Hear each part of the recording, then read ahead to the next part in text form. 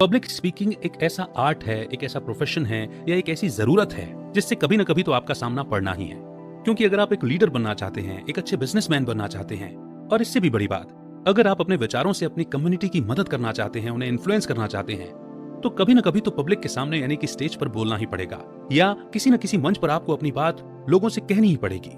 मगर हमारी यह धारणा है कि पब्लिक स्पीकिंग बहुत ही टफ होती है और पब्लिक स्पीकिंग एक बॉर्न टैलेंट है। मगर ऐसा नहीं है। पब्लिक स्पीकिंग स्किल भी लगातार प्रैक्टिस से सीखी जा सकती है, और आज की ऑडियो बुक समरी इसी बारे में है। तो आज की ऑडियो बुक समरी है the quick and easy way to effective speaking, जिसे लिखा है डेल कार्नेगी ने। डेल कार्नेगी एक फेमस राइटर और लेक्चरर थे। उन्होंने public speaking, salesmanship, self improvement और कम्युनिकेशन स्किल्स के लिए कई कोर्सेज तैयार किए। वो डेल कार्नेगी ट्रेनिंग के फाउंडर रहे हैं, जिसकी अभी 85 देशों में ब्रांचेस हैं। आपको जान के आश्चर्य होगा कि डेल कार्नेगी एक गरीब परिवार से थे। वो एक फार्म में बड़े हुए थे, लेकिन उन्होंने अपनी राइटिंग और टीचिंग स्किल्स के दम पर जबरदस्त कामयाबी पाई। उनकी बुक्स की करोड़ों कॉपीज बिक चुकी हैं, जिन्हें पढ़कर हजारों लाखों लोगं ने अपने अंदर इंप्रूवमेंट लाया है। तो आइए बिना देर किए शुरू करते हैं आज की ऑडियो बुक समरी। आपको कैसा लगता है जब कोई किसी पार्टी में बोलने के लिए माइक्रोफोन आपकी तरफ करता है? और आप क्या करोगे जब आपको एक्सपर्ट के सामने एक रिपोर्ट पेश करने को कहा जाए? अच्छा, आप कैसे रिएक्ट करेंगे अगर आपको किसी कॉन्फ्रेंस में एक स्पीच देने के लिए बुलाया जाए? कुछ लोगों के लिए ऐसे मौके एक्साइटिंग और रोमांचक होते हैं और वे चाहते हैं कि उन्हें बोलने के ऐसे मौके और ज्यादा मिले। लेकिन बाकी लोग ऐसे मौकों पर घबराने लगते हैं और चिंतित होने लगते हैं। अगर आप भी उस समय अनकंफर्टेबल फील करते हैं जब स्टेज पर सबका ध्यान आप पर होता है, तो ये बुक आपके लिए ही है। ये बुक आपको एक अच्छा स्पीकर बनने में मदद करेगी। ये बुक दूसरी बुक्स की तरह बिल्कुल नहीं है। पब्लिक स्पीकिंग पर लिखी गई काफी किताबें टेक्निक पर फोकस करती हैं, जैसे कि वोकल आर्टिकुलेशन। ये बुक इस बात पर फोकस करेगी कि आप कैसे ऑडियंस का ध्यान अपनी ओर खींच सकते हैं।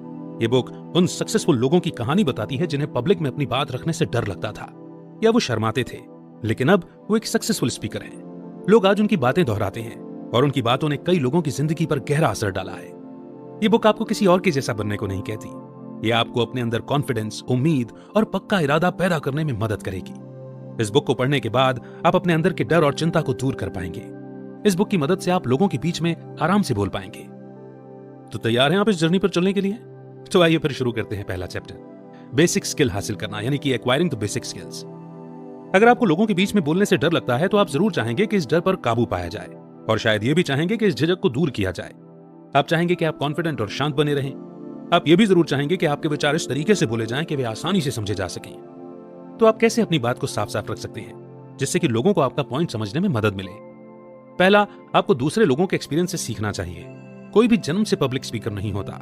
ये एक स्किल है जिसे आपको मास्टर करना पड़ता है। इसमें परफेक्ट होने में सालों भी लग सकते हैं। दूसरा, आपको अपने गोल को माइंड में रखना है। आपको याद रखना है कि सेल्फ कॉन्फिडेंट होने और असरदार तरीके से लोगों के बीच बोल पाने के क्या क्या फायदे हो सकते हैं। आप ज्यादा दोस्त बना पाएंगे और बेहतर तरीके से अपने समाज की सेवा कर पाएंगे। यहां तक कि आप अपने ऑफिस में भी लोगों को इन्फ्लुएंस कर पाएंगे। ये पता होना कि अच्छी तरह कैसे बोलना है आपको लीडरशिप रोल के लिए भी तैयार करेगा। तीसरा, ये ठान ले कि आप सक्सेसफुल होंगे। इससे आप पॉजिटिव तरीके से सोच पाएंगे और विश्वास कर पाएंगे कि आप लोगों के बीच ठीक से बोल सकते हैं और इससे सक्सेसफुल हो सकते हैं। एक नेगेटिव माइंडसेट से कुछ भला नहीं होता। चौथा, आपको प्रैक्टिस करने का कोई भी मौका नहीं छोड़ना चाहिए। एक अच्छा स्पीकर बनने के लिए सिर्फ पब्लिक स्पीकिंग के डूज और डोंट जानना ही काफी नहीं है। आपको लगातार प्रैक्टिस करनी होगी। अगर आप प्रैक्टिस नहीं करते हैं तो आपको कभी पता नहीं चलेगा कि आप कितनी प्रोग्रेस कर सकते हैं। इस बुक के राइटर मिस्टर डेल कार्नेगी को एक मैसेज मिला जिसे देख के वे चकित थे। ये मैसेज मारियो लाजो नाम के एक आदमी ने भेजा था। उसने कार्नेगी को बताया कि वो उनसे अपनी एक स्पीच ट्रेनिंग देने के लिए न्यूयॉर्क आ रहा है। जब वे न्यूयॉर्क में मिले तो लाजो ने उन्हें अपनी प्रॉब्लम के बारे में बताया। हवाना कंट्री क्लब अपने फाउंडर का 50वां जन्मदिन मनाने वाला था। लाजो को उस शाम की मेन स्पीच देने और फाउंडर को सिल्वर कप भेंट करने के लिए बुलाया गया था। लाजो एक अटॉर्नी थे, लेकिन उन्होंने अपनी जिंदगी में कभी पब्लिक के सामने स्पीच नहीं दी थी। असल में वो लोगों के बीच स्पीच देने से बहुत डरते थे। उन्हें लगता था कि खराब स्पीच की वजह से लोग उनका और उनकी पत्नी का मजाक बनाएंगे। इससे शायद क्लाइंट्स के बीच उनका सम्मान भी कम हो जाएगा। इसी वजह से वो न्यूयॉर्क आए थे। चैलेंज ये था कि लाजो सिर्फ 3 हफ्ते न्यूयॉर्क में रुकने वाले थे और इसीलिए उन्होंने हर रात 3 से 4 बार कार्नेगी की क्लास में बोलने की प्रैक्टिस की। 3 हफ्तों के बाद लाजो ने कंट्री क्लब में अपनी स्पीच दी। उनकी स्पीच इतनी शानदार थी कि उसके बारे में टाइम मैगजीन में एक रिपोर्ट लिखी गई। उन्होंने लाजो को सिल्वर टंग्ड ओरेटर बताया। यह दिखाता है कि कई लोगों को पब्लिक स्पीकिंग पसंद नहीं थी, लेकिन अब वे एक सक्सेसफुल स्पीकर हैं और यह चमत्कार आपके साथ भी हो सकता है। डेवलपिंग कॉन्फिडेंस, यानी कि अपने अंदर कॉन्फिडेंस लाना। कभी सोचा है सिर्फ लोगों के बीच न बोल पाने के डर से आपने कितने मौके मिस कर दिए? ये कुछ टिप्स हैं जिनकी मदद से आप स्टेज के डर को हरा सकते हैं। इससे आपको कुछ ही हफ्तों में अपने अंदर कॉन्फिडेंस लाने में मदद मिलेगी। पहला, आपको कुछ चीजें जान लेनी चाहिए कि आप अकेले नहीं हैं जिन्हें पब्लिक स्पीकिंग से डर लगता है। बहुत सारे लोग, यहाँ तक कि प्रोफेशनल स्पीकर्स को भी कभी कभी स्टेज पर जाने से डर लगता है। आप पब्लिक स्पीकिंग से इसलिए डरते हैं क्योंकि आपको इसकी आदत नहीं है। लगातार प्रैक्टिस करने से आप इस डर को अपने अंदर से निकाल सकते हैं। ये बिल्कुल पहली बार टेनिस खेलने या कार चलाने जैसा है। अगर आप प्रैक्टिस नहीं करेंगे तो आप कभी भी ये सब अच्छे से नहीं कर पाएंगे। दूसरा, अच्छे से तैयारी करें। कभी भी स्पीच का एक एक शब्द याद न करें क्योंकि आप शब्दों को भूल सकते हैं और जिसके कारण आप स्टेज पर घबरा सकते हैं। अपने खुद के शब्दों में बोलें ताकि आप एक्टिव और इफेक्टिव लगें, ना कि एक रोबोट। हालांकि आप पहले से अपनी स्पीच की आउटलाइन तैयार कर सकते हैं। इससे आप ये पक्का कर पाएंगे कि आपकी स्पीच एक लॉजिकल पैटर्न फॉलो करे और आपको दिए गए टाइम में फिट बैठे। अपनी स्पीच को अपने शब्दों में प्रैक्टिस करें। आप अपने दोस्तों के साथ भी इसे प्रैक्टिस कर सकते हैं ताकि आपको उनका फीडबैक मिल सके। तीसरा, सक्सेस पाने के लिए पॉजिटिव नजरिए को अपनाएं। अपने सब्जेक्ट में अपना सब कुछ लगा दें और अपना पैशन ऑडियंस को दिखाएं। अपने आप को शाबाशी दें और बेहतर करने के लिए अपने आप को एनकरेज करें। आखिर में कॉन्फिडेंट रहें। बोलने से पहले सांस लें, सीधे खड़े रहें, अपनी ऑडियंस से आई कांटेक्ट बनाए रखें। लोग सिर्फ आपको सुनने आए हैं, इसीलिए स्टेज को संभालें और उन्हें दिखा दें कि आप क्या कर सकते हैं। Vance Bushnell Equitable Life Insurance Society के वाइस प्रेसिडेंट थे। कुछ साल पहले उन्हें पूरे अमेरिका से आए 2000 लोगों के बीच बोलने के लिए बुलाया गया। उन्होंने इंश्योरेंस इंडस्ट्री में अपना करियर अभी शुरू ही किया था, लेकिन उनकी कामयाबी के कारण उन्हें 20 मिनट लंबी स्पीच देने के लिए चुना गया। बुशनेल ने इसे एक्सेप्ट किया, लेकिन उन्होंने एक गलती कर दी। उन्होंने अपनी स्पीच का एक एक शब्द रट लिया और अपने हाव भाव को भी शीशे के सामने प्रैक्टिस कर लिया था। जब वो दिन आया, बुशनेल स्टेज पर खड़े हुए, लेकिन वे सब कुछ भूल गए।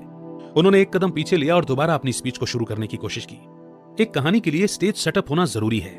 स्टेज पर कोई भी रेलिंग नहीं थी और दीवार और स्टेज के पीछे बहुत ज्यादा जगह खाली थी। बुशनेल स्टेज पर पीछे की तरफ जाते रहे और अपनी स्पीच की कुछ लाइंस को बार बार दोहराने लगे, लेकिन जब चौथी बार उन्होंने अपना कदम पीछे लिया तो वो स्टेज से नीचे गिर गए और ऑडियंस जोर जोर से हंसने लगी। अच्छा हुआ कि ऑडियंस को ये उनके एक्ट का एक हिस्सा लगा। बुशनेल को इतनी शर्मिंदगी महसूस हुई कि उन्होंने अपना जॉब छोड़ देना चाहा, लेकिन उनके सीनियर्स ने उनका रेजिग्नेशन एक्सेप्ट नहीं किया और उनके खोए हुए कॉन्फिडेंस को वापस लाने में उनकी बहुत मदद की। कुछ समय बाद बुशनेल उस ऑर्गेनाइजेशन के सबसे अच्छे स्पीकर बन गए। उन्होंने अपनी स्पीच को फिर कभी नहीं रटा। Speaking effectively the quick and easy way, यानी कि अच्छे और असरदार तरीके से बोलने का आसान रास्ता। क्या आपने कभी किसी को एक मुश्किल सब्जेक्ट पर बोलते हुए सुना है? और क्या आप उस स्पीच को समझ पाए थे? जब वो बोल रहे होते हैं तो शायद आपका ध्यान इधर उधर जाता होगा, चाहे आप कितने ही अच्छे एक्सपर्ट क्यों ना हो। पब्लिक स्पीकर होने में एक दोष भी है। आपकी ऑडियंस आपको नहीं सुनेगी अगर आप बहुत मुश्किल शब्द यूज करते हैं। उनका ध्यान आप पर नहीं होगा अगर आप सिर्फ किसी बुक में लिखी गई बातों को ही अपनी स्पीच में दोहराएंगे। आपको उस स्पीच में अपनी बातें कहनी होंगी जिससे कि ऑडियंस आपसे जुड़ जाए। तो आप एक शानदार स्पीच कैसे दे सकते हैं? पहली बात, आपको सिर्फ उस पर बोलना चाहिए जिसकी आपको नॉलेज हो। आपकी स्पीच किसी ऐसे टॉपिक पर हो सकती है जिसे आपने अच्छे से स्टडी किया हो। यह आपके प्रोफेशन के बारे में भी हो सकती है, या आपकी जिंदगी की मुश्किलों और उनका आपने कैसे सामना किया इसके बारे में भी हो सकती है, या आपकी हॉबी के बारे में भी हो सकती है, या वो आपके किसी यूनिक एक्सपीरियंस के बारे में हो सकती है। आपकी ऑडियंस जानती है कि आपने इसे याद किया है या आप दिल से बोल रहे हैं। इन्हीं सब बातों से फर्क पड़ता है कि आपकी स्पीच सुनने लायक है या नहीं। दूसरा, अपने टॉपिक को लेकर एक्साइटेड रहें। अपनी ऑडियंस को अपना उत्साह दिखाएं। पॉजिटिव रहकर अपने टॉपिक के बारे में बात करें। इससे ऑडियंस आपकी बातों पर ध्यान देगी और आपको ज्यादा सुनना चाहेगी। तीसरा, अपनी बात ऑडियंस के साथ शेयर करने के लिए हमेशा उत्सुक रहें, यानी कि ईगर रहें। आपका एक्साइटमेंट आपकी ऑडियंस तक पहुंचना चाहिए। अपना ध्यान ऑडियंस पर रखें, न कि खुद पर। अपनी बात ऐसे शब्दों में कहें जिन्हें वे समझ सके। कार्नेगी ने एक बार न्यूयॉर्क सिटी बैंक के ऑफिसर्स के लिए एक पब्लिक स्पीकिंग कोर्स ऑर्गेनाइज किया। ये ऑफिसर्स बहुत बिजी रहते थे, उनके पास कोर्स के लिए बहुत कम समय बचता था। जैक्सन, जो कि एक सिटी बैंक के ऑफिसर थे, उन्हें क्लास को एक स्पीच देने के लिए कहा गया। दरअसल वो इसके लिए तैयार नहीं थे। जल्दबाजी में वो अपने ऑफिस के बाहर से फोर्ब्स मैगजीन की एक कॉपी खरीद लाए और फिर वो क्लास के लिए चल पड़े। अपनी स्पीच के लिए उन्होंने मैगजीन के एक आर्टिकल को पढ़ा जिसका टाइटल था, सफल होने के लिए आपके पास सिर्फ 10 साल हैं। जैक्सन ने इस आर्टिकल के बारे में बात करने की कोशिश की, लेकिन वो कामयाब नहीं हुए। उनकी स्पीच में कोई रियल मैसेज नहीं था। ये उनकी बॉडी लैंग्वेज और आवाज से साफ पता चल रहा था। जब उन्होंने अपनी स्पीच खत्म की तो कार्नेगी ने उन्हें बताया कि उनकी स्पीच में उनका खुद का कुछ भी नहीं था। लोग ये नहीं सुनना चाहते थे कि फोर्ब्स मैगजीन के ऑथर ने क्या कहा है। लोग जैक्सन और उनकी सोच के बारे में जानना चाहते थे। जैक्सन ने वो आर्टिकल फिर से पढ़ा। उन्हें एहसास हुआ कि वो उस मैगजीन में लिखी बातों से बिल्कुल सहमत नहीं थे। इसीलिए अब उन्होंने अपनी स्पीच के लिए एक बैंक एग्जीक्यूटिव के तौर पर अपने एक्सपीरियंसेस को याद किया। अगले हफ्ते वो वापस आए और क्लास से बातें की, अपने एक्सपीरियंसेस शेयर किए और क्लास में लोगों ने उनकी बातें बड़े ध्यान से सुनी। ये साफ था कि उनकी दूसरी स्पीच ज्यादा असरदार थी। इसी तरह आप भी एक सक्सेसफुल स्पीकर बन सकते हैं। नेक्स्ट चैप्टर है earning the right to talk. यानी कि बोलने का अधिकार हासिल करना। वो कैसे? अगर आपको एक अच्छा स्पीकर बनना है तो आपको पता होना चाहिए कि ऑडियंस की दिलचस्पी कैसे बनाए रखें। आइए जानते हैं ऐसे कुछ तरीके जो इसमें आपकी मदद करेंगे। पहला, अपनी स्पीच के सब्जेक्ट को लिमिट करें। अपने टॉपिक को छोटा करें, खासकर जब आपको लिमिटेड टाइम दिया गया हो उस पर बात करने के लिए। क्या होगा अगर अपनी स्पीच में आप दुनिया भर की बातें करने लगे? शायद आपकी ऑडियंस उबासी लेने लगेगी। एक टॉपिक पर फोकस करने से आपकी ऑडियंस आपको बेहतर समझ पाएगी। यह आपको एक लॉजिकल पैटर्न फॉलो करने में भी मदद करेगा। दूसरा, आपके पास रिजर्व पावर होनी चाहिए। रिसर्च और स्टडी करके आपको अपने टॉपिक के बारे में जानना चाहिए। इस तरीके से आप अपने विचारों को साफ साफ रख पाएंगे। यह आपको ऑडियंस में से पूछे जाने वाले सवालों के लिए भी तैयार करेगा। तीसरा, आपकी स्पीच में ज्यादा से ज्यादा एग्जाम्पल और इलस्ट्रेशन होने चाहिए। अपने एक्सपीरियंस को ऑडियंस के साथ शेयर करके अपनी बात को एक ह्यूमन टच दें। लोग आपके बारे में सुनना पसंद करेंगे, बशर्ते आप कोई भद्दी बात ना करें।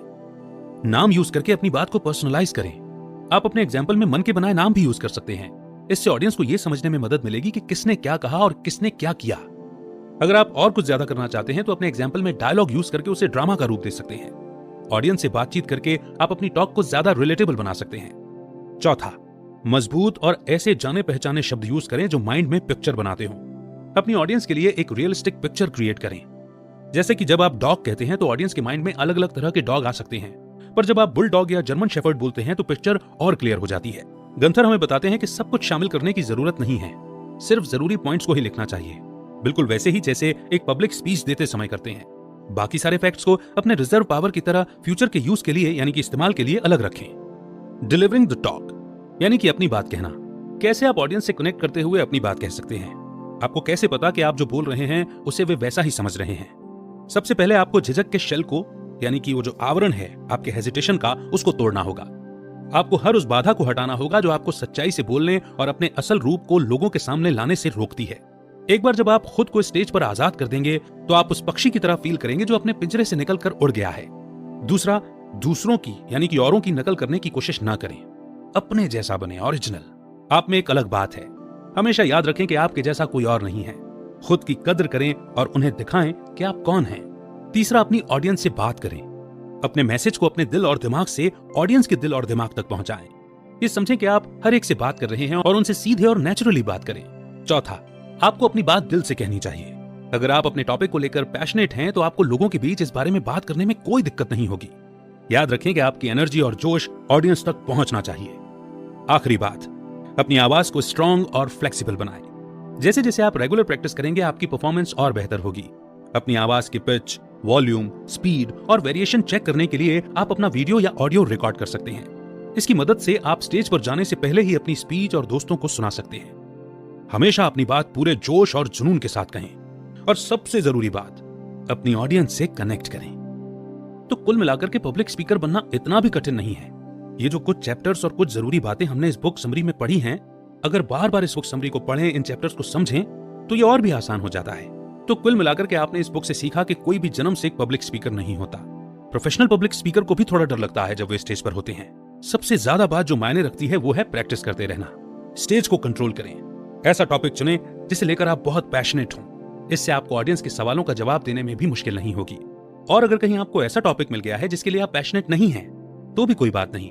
रिसर्च करके, स्टडी करके उस टॉपिक के इंपॉर्टेंट पॉइंटर्स को प्रिपेयर करें और फिर अपनी पब्लिक स्पीच दें। एक सक्सेसफुल पब्लिक स्पीकर बनना एक प्रोसेस है। कोई सिर्फ एक दिन में एक शानदार स्पीकर नहीं बन जाता। इसीलिए आपको इस बुक में बताए सारे टिप्स अप्लाई करने चाहिए। एक दिन आप भी अपने लिए तालियां बजते हुए और लोगों को अपने सम्मान में खड़े होते हुए देखेंगे। तो पेशेंस रखिए और प्रैक्टिस करते रहिए। All the very best.